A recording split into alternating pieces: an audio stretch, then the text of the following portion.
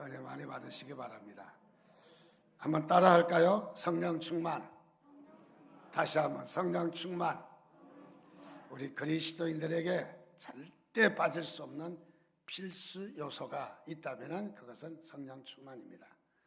성령이 충만하다는 말은 하나님의 영이 우리의 가운데 거하신다는 말이죠. 우리의 마음 가운데 거하신다. 그래서 하나님의 영이 거하시는 거죠. 그래서 하나님의 영이 거하지 아니하면은 하나님의 사람이 아니라고 그랬어요. 하나님의 사람. 어렸을 때에 그 자석놀이를 많이 하잖아요.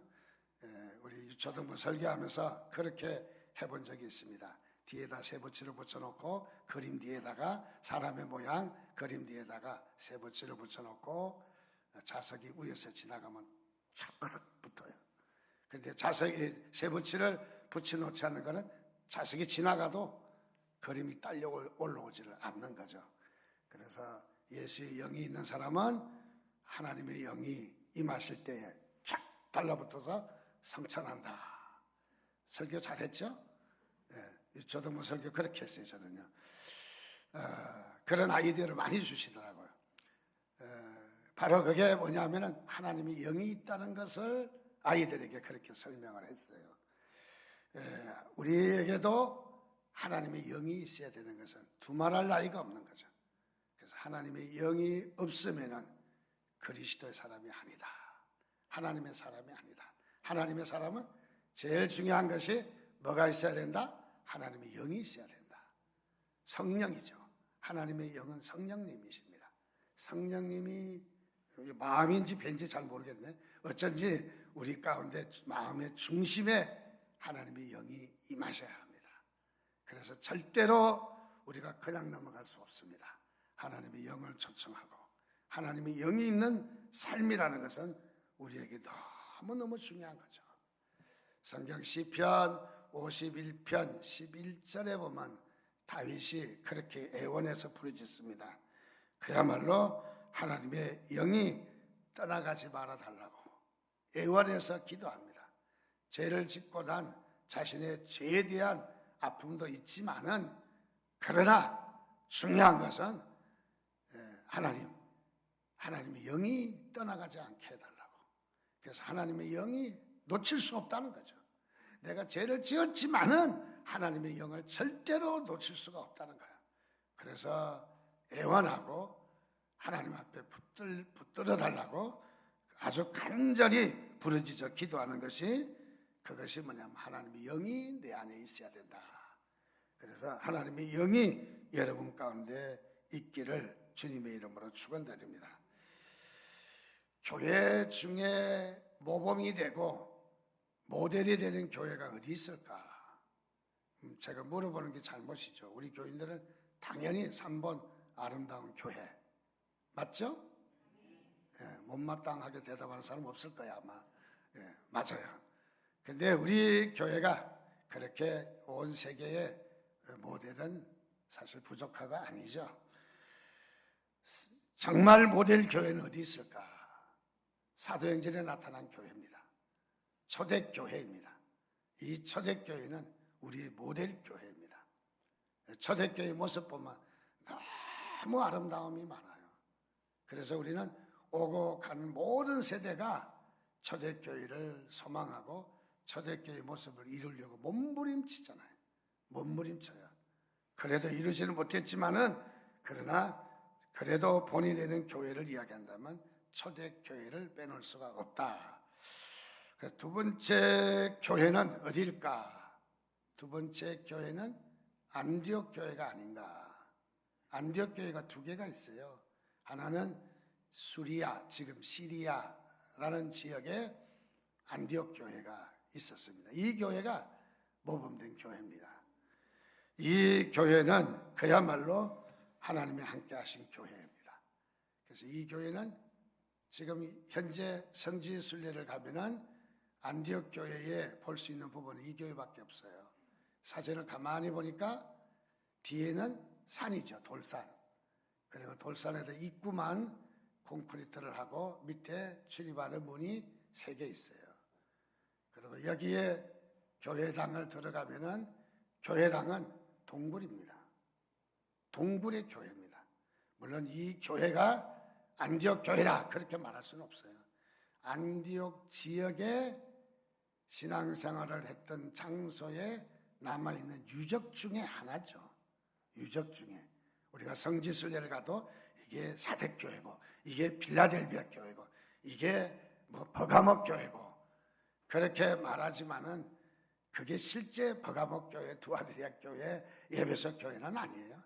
에베소의 교회에 현재 남아있는 유적이기 때문에 혹시 믿는 사람이 여기에도 출석했을 수도 있다. 그래서 에베소 교회, 사대교회, 빌라델비아 교회라고 성지순례를 우리가 하고 있는 것이죠. 자, 그래서 여기에 이 안디옥 교회는 어떤 별명까지 얻었느냐 하면은 크리스찬 이름이 이 교회에서 나왔어요.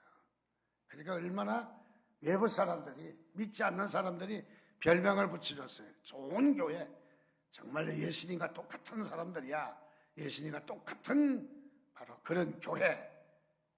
아주 신앙도 좋았을 것 같고 정말 성품도 좋았을 것 같고 어쨌든 이런 이름을 붙여져 있는 교회이기 때문에 얼마나 복된 교회인지 모릅니다. 그러나 보면은 이 교회라고 참으로 신앙생활이 그렇게 편안한 것은 아니었습니다.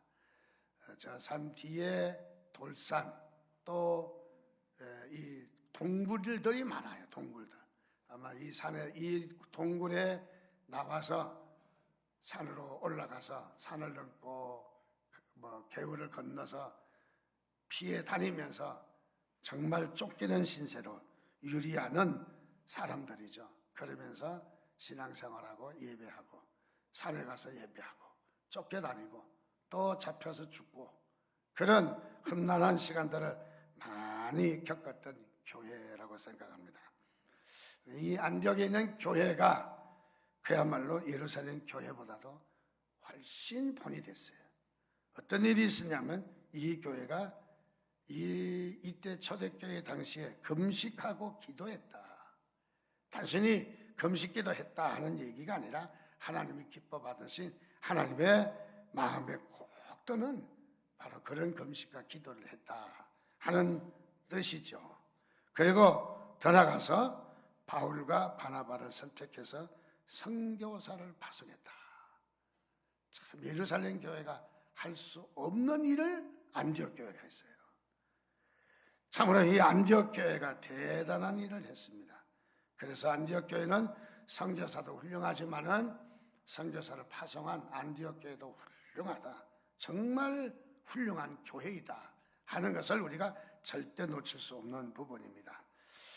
오늘 말씀에는 보니까 이렇게 해서 파송되어진 바울과 바나바가 이제 선교 여행을 떠납니다. 1차 선교 지역 다니면서 선교를 하고 돌아왔고 이제는 2차를 계획해서 선교를 떠난다는 것입니다. 그 선교를 떠나는데 바울은 자신의 고향을 시작으로 해서 길기리아 다소 그리고 거기를 거쳐서 갈라디아와 부르기아와 또 그 성도들을 돌보고 이제 아시아 소아시아로 북쪽으로 무시아라는 지역과 또 비두니아 본도 갑바도기아를 거쳐서 수리아 안디옥으로 돌아오는 계획을 세워서 전도여행을 떠납니다. 이제 아시아로 가겠다는 거죠. 아시아에 전도를 할 계획을 세웠죠. 그래서 무시아가 아시아인데 무시아 지역에서 비두니아 지역으로 가서 복음을 전해야 되겠다.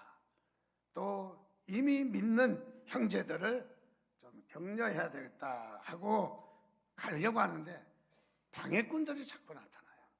그 일이 되지 않는 거예요.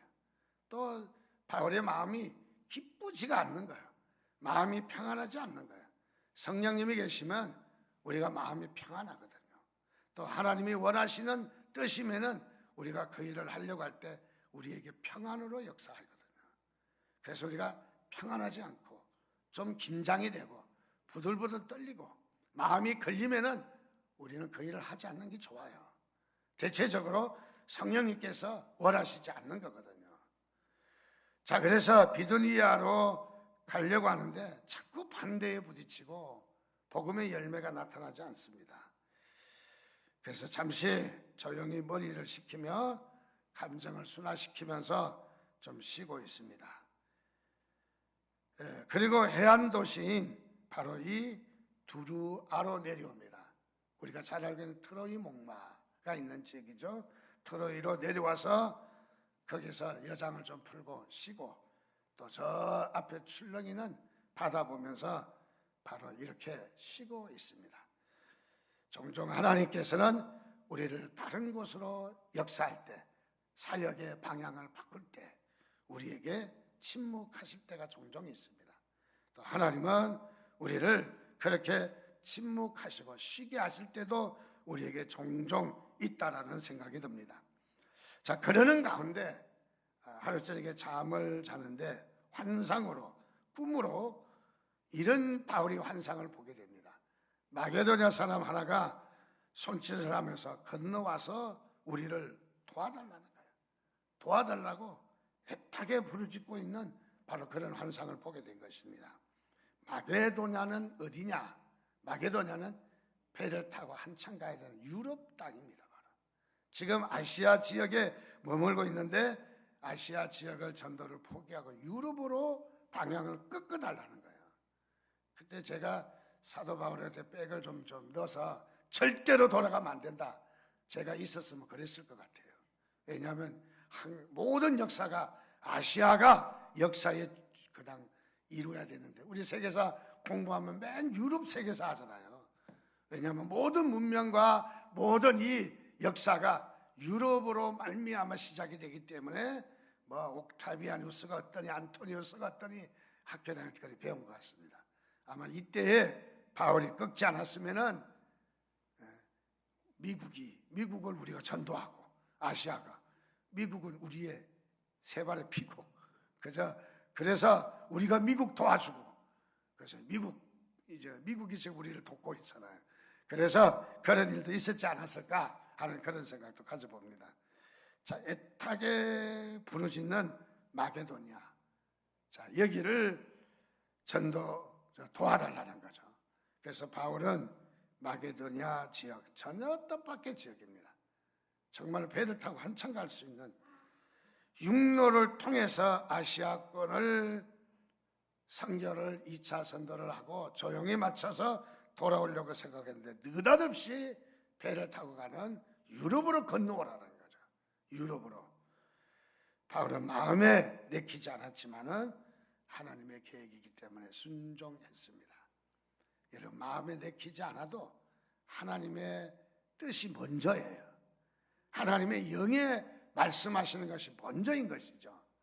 그런데 우리는 종종 신앙생활하면서 우리는 하나님의 뜻을 포기하고 자신의 생각을 자신의 뜻을 먼저 우리가 앞서간다면은 하나님이 기뻐하지 않는 거예요.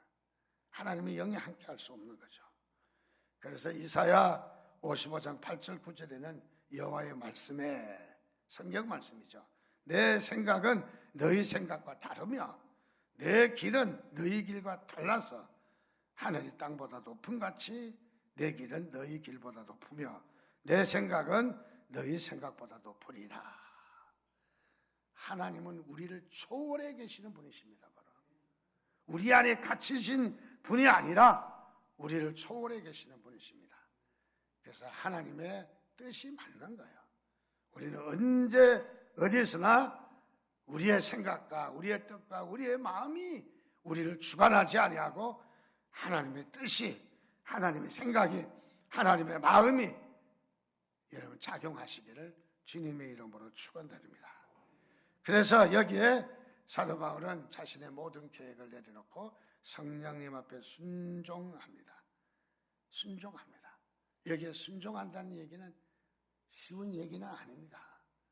모든 선교의 계획이 틀어지게 되었습니다. 또 더 나가서 장시간 배를 타고 가야 되는 위험 부담도 있습니다. 요즘처럼 좋은 배도 아닙니다. 그런 위험 부담도 있지만은 성령님의 인도하심에 순종했다. 성령님의 인도하심 앞에 목숨을 걸었다는 거죠. 즉 성령님의 인도하심이란 우리의 목숨을 걸 만한 가치가 있다 하는 것을 여러분 믿으시기를 바랍니다. 자, 오늘 우리가 이 사건을 보면서 바울은 바로 하나님이 우리에게 말씀하시는 뜻을 깨닫게 됩니다. 그래서 하나님의 뜻을 깨닫게 되고 꿈과 환상을 보는 시간이 되었습니다. 오늘 우리도 이 땅에서 하나님께서 원하시는 것은 우리에게 꿈과 환상이 있기를 원하십니다. 꿈이 없는 백성은 망한 백성이라고 그러잖아요. 망한 백성. 정말 저 아프리카나 이런 데 가보면은 꿈이 없어요. 꿈이. 그냥 오늘 죽을지 내일 죽을지도 모르고 쿠데타가 일어나고 뭐 수단인가 어떤 나라는 뭐 쿠데타가 뭐 그냥 뭐 해년마다 일어나는 것 같아요. 이런 아픔에 있는 나라에는 그저 총 맞아 죽지 않으면 다행이라고 생각하겠죠. 자, 꿈이 없다면은 나라나 백성은 그야말로 무지하다고 그러잖아요. 무지하다. 그러면은 망한다고 그러는 거죠. 오늘 여기에 사도 바울은 바로 이 꿈과 환상을 보는 시간을 가졌던 것을 발견합니다. 자, 그래서 오늘 우리도 꿈을 가져야 되고 우리에게 환상을 가지려면은 우리에게 성령님께서 우리를 인도하심을 따라야 됩니다. 자, 그러면 우리가 먼저 꿈과 환상을 가지려면은 어떻게 해야 되느냐? 성령님의 인도를 받는 겁니다. 성령님의 인도. 우리가 성령님의 인도받는 것이 너무너무 중요합니다. 자, 그런데 우리가 성령님의 인도받는다고 하는 것은 누구나 다 원하는 사항이죠. 그런데 누구나 다 성령의 인도를 받는 것은 아니라는 거죠. 왜냐하면은 성령님의 인도하심이 딱 케이스로, 사건으로 잘 성경에 나타나 있으면 쉬운데 성경에서는 성령님의 인도함을 받는 것을 구체적인 사례가 아닌 원리를 가리키고 있기 때문에 성령님의 인도하심을 놓칠 수가 많이 있다는 거죠. 우리가 성령님의 인도하심을 많이 놓칠 수가 있다는 거죠. 그래서 성령님의 인도하심을 우리의 감정이나 우리의 생각이나 우리의 입장 때문에 성령님의 인도하심을 포기하는 경우도 없지 않아 많이 있다는 거죠. 이것은 잘못된 오류에 빠질 수가 있다는 것이죠. 그래서 항상 우리는 성령님의 인도하심을 받는 그 삶이 바로 우리에게 꿈과 소망을 하나님께서 주시는 것을 믿으시기를 바랍니다.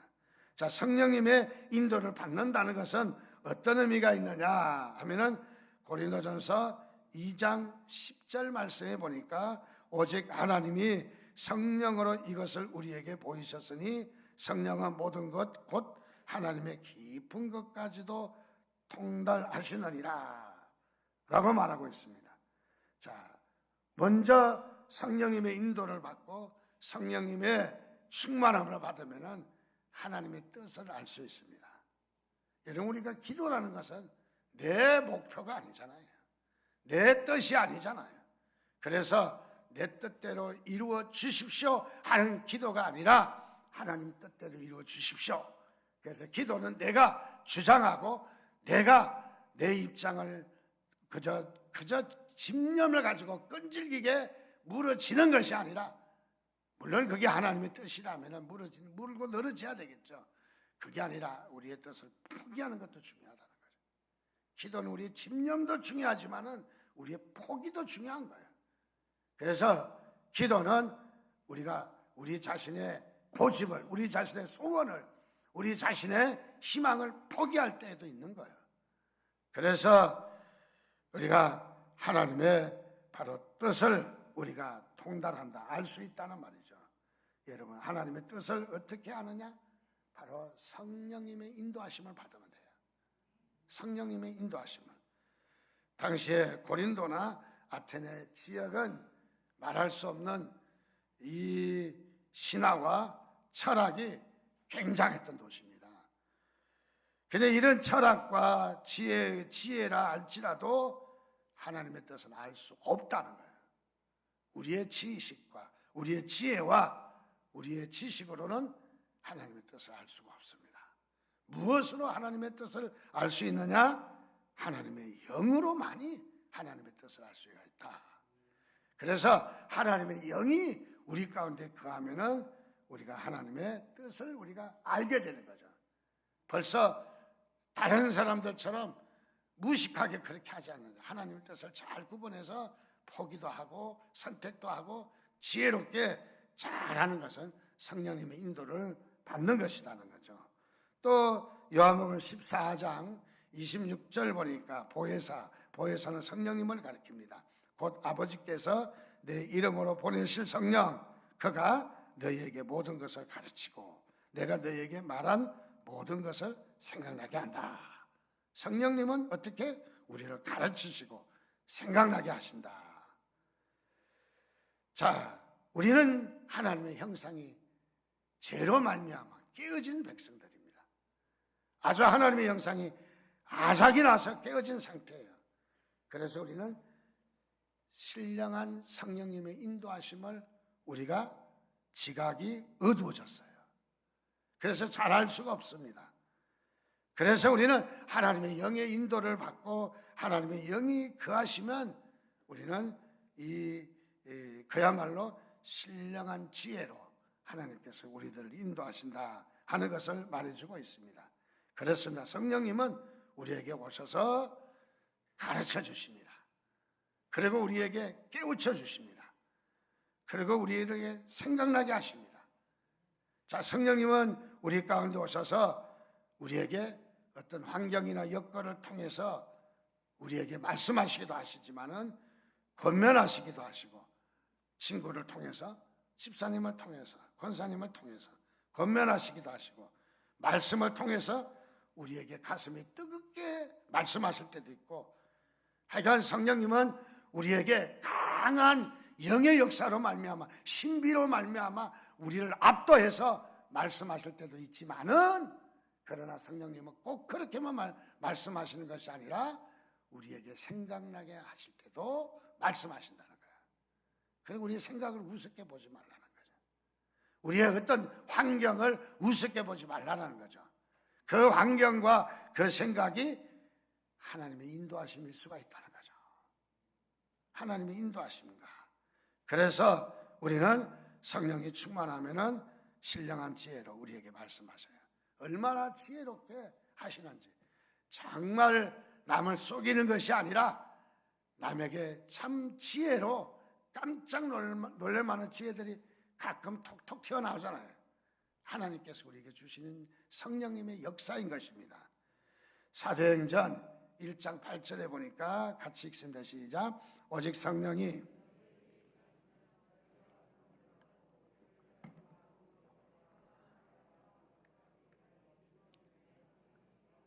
성령이 임하시면 예루살렘과 유대와 사마리아 땅끝까지 내 증인이 된다. 즉 성령의 사람이 돼야 하나님을 전가할 수 있다라는 말이 되겠고, 또 이 말씀을 보면서 베드로 같은 사람은 얼마나 연약한 사람입니까? 정말 예수님이 잡히실 때에 멀찍이 뒤를, 왜? 잘못하다 잡혀서 자기도 고난받을까 봐 그래서 아예 피해서 멀찍이 따라갑니다. 따라가서 예수님이 재판을 받으시는 그런 가운데도 숯불 쬐며 앉아있는데 여자들이 이 자도 예수를 따랐던 자다라고 말을 하니까 아니라고 예수님을 3번이나 부인합니다. 아니, 한 번도 아니고 3번입니다. 얼마나 겁쟁입니까? 얼마나 연약합니까? 자, 베드로도 연약한 자였습니다. 그런데 베드로에게 성령이 임하셨습니다. 그러자 베드로는 어떤 사람이 됐습니까? 그는 말할 수 있는 학식도 없는 사람이고 지식도 별로 없는 사람인데 그가 말을 할 때에, 설교를 할 때에 하루에 3,000명이 회개하고 주 앞에 돌아오고, 그리고 얼마나 담대한지 십자가에 못 박혀 처형받을 때 끝에 나는 옳게 서서 십자가에 처형받을 수 없다. 나를 거꾸로 매달아 달라. 얼마나 담대한지 모르겠어요. 얼마나 여유가 있는지 모르겠어요.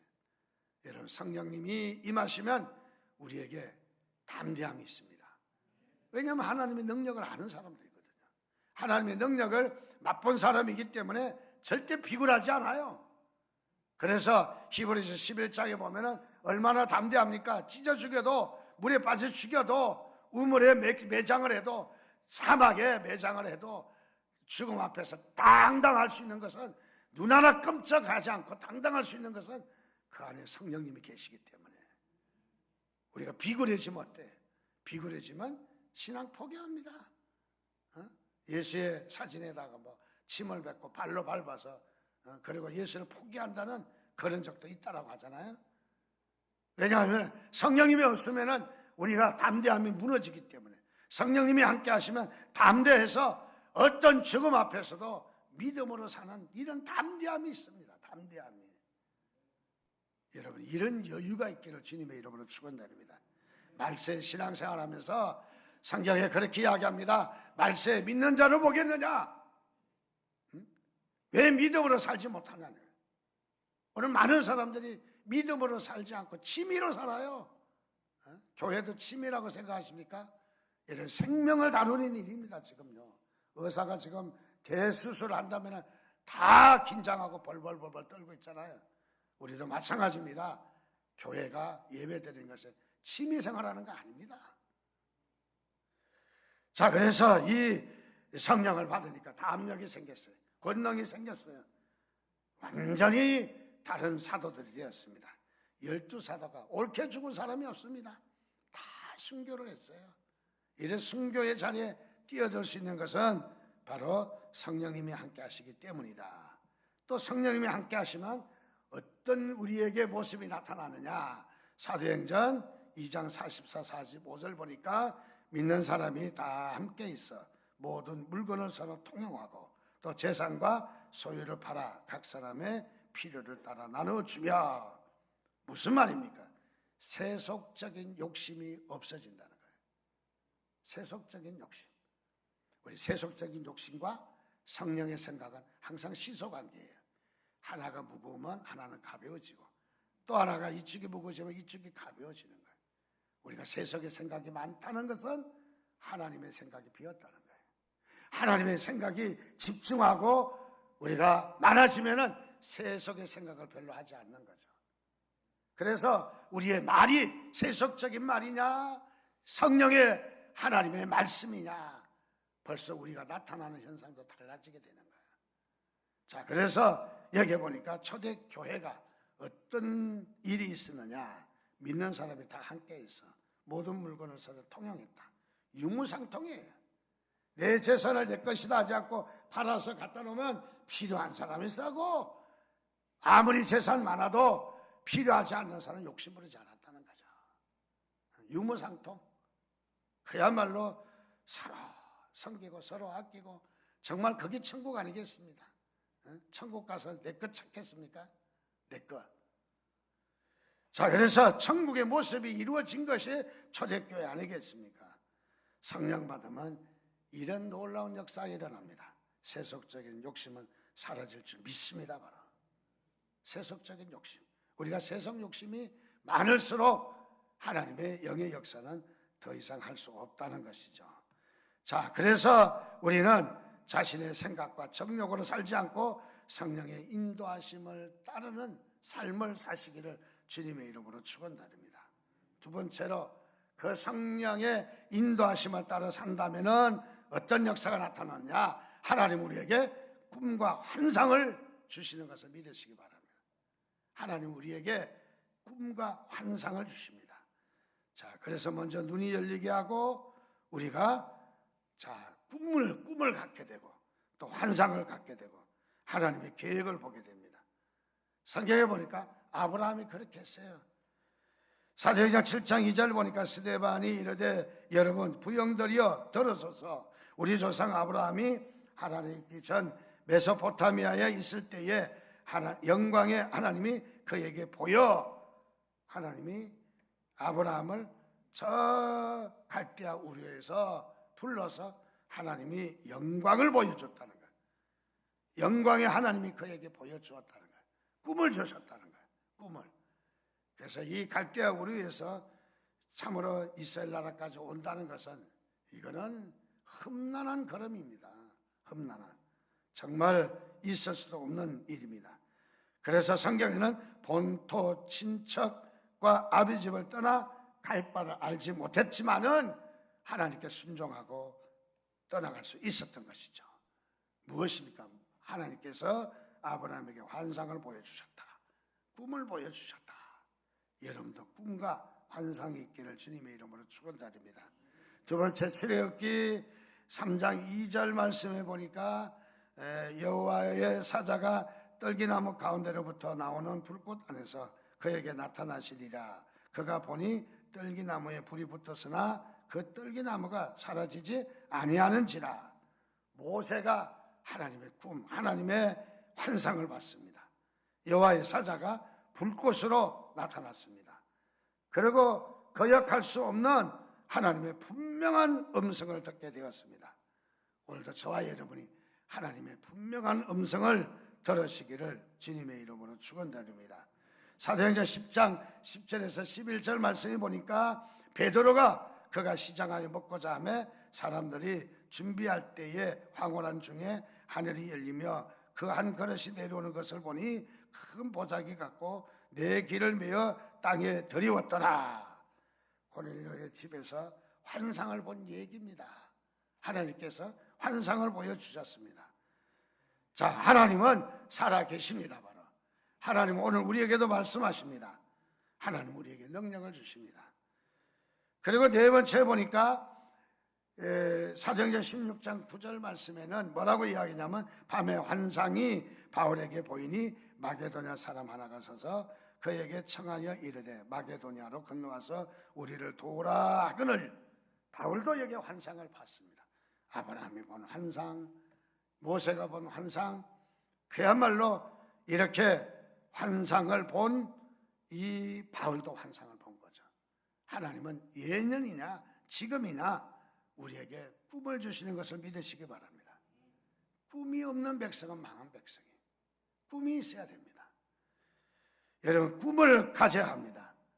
자, 꿈을 가질 때 하나님께서 우리에게 역사하시는 것을 믿으시기 바랍니다. 하나님은 오늘도 우리에게 일하시고 우리를 축복하실 하나님을 여러분 믿으시기를 주님의 이름으로 축원드립니다. 우리나라가 참으로 이 나라가 세워지기까지 결정적인 역할을 한 인물이 있다면 여러분 빌리그리암 목사입니다. 새삼스럽게 나라의 운명까지 이야기하느냐. 사실 일본이 우리를 식민지 통치를 할 때에 히로시마의 원자탄이 터져서 일본을 미군들이 쫓아냈어요. 그리고 미군은 철수해서 다 갔습니다. 미군은 한국 땅에 남아있지 않았어요. 그런데 우리나라가 6.25라는 전쟁을 통해서 우리나라가 밀려서 내려서 저 낙동강까지 다 끝장나게 생겼습니다. 그런데 그때에 미국에서 발버둥 치는 한 사람이 있었습니다. 그 사람은 누구냐? 빌리그리암 목사입니다. 그때 나이 20대 나이에 미국 전역을 뒤집어엎는 놀라운 부흥사였어요. 그래서 빌리그리암 목사하면 대통령도 직통전화가 되어 있고요. 또 어느 누구도 빌리그리암 목사의 말을 무시할 수 없었습니다. 그래서 이 빌리그리암 목사가 전화를 해서 트루먼 대통령에게 한국 전쟁에 가서 막아야 됩니다. 전쟁을 막아야 됩니다. 왜 막느냐? 거기에 한국 땅에는 50만의 기독교인이 있기 때문에 그들을 막아서야 합니다. 강력하게 이야기했는데 그 전화로 말미암아 트루먼 대통령이 한국을 포기하고 사실 떠났습니다. 미국은 한국을 포기하고 일본을 선택하고 떠났습니다. 그런데 트루먼 대통령이 급파해서 바로 6.25 전쟁에 바로 이런 우리나라가 구출받은 거죠. 그러면 빌리그리암 목사님은 뭐 때문에 그렇게 한국에 대해서 관심이 많았을까?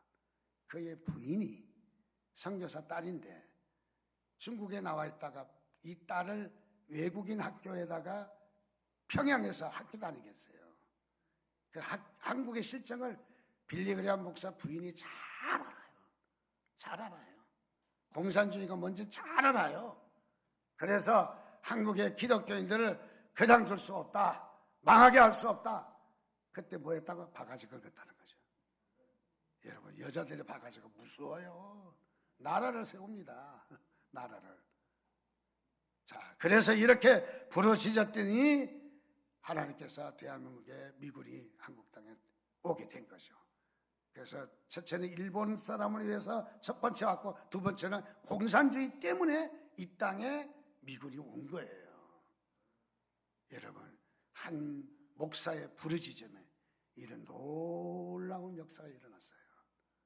우리 한국 사람은 절대 빌리그레 목사님 무시할 수 없어요. 우습게 여길 수 없어요. 하찮게 여길 수가 없습니다.